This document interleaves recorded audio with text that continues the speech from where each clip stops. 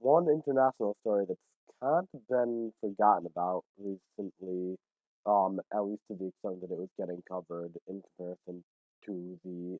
start of the initial conflict in February of 2022, is of course the Ukrainian invasion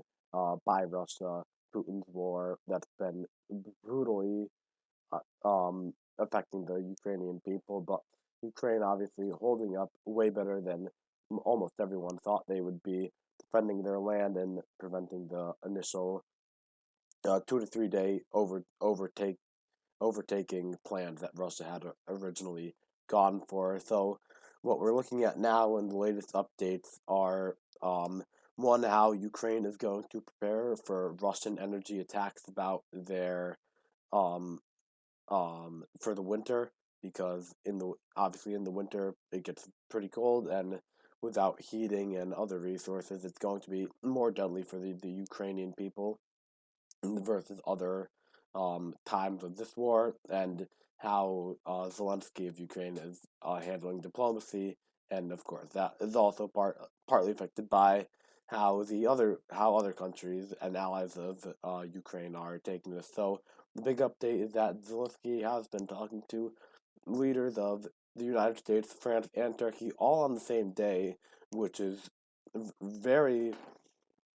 unusual and not really something that usually happens. So that's the signal for that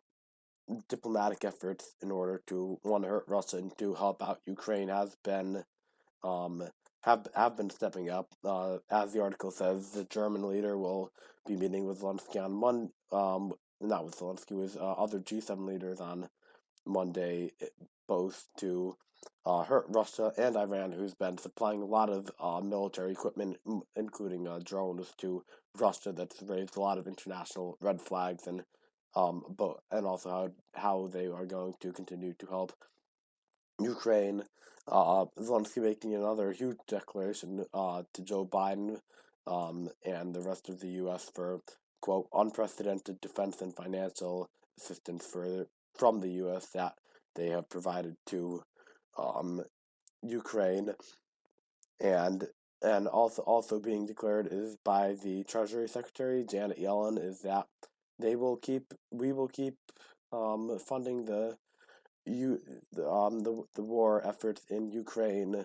for as long as quote as long as it takes, and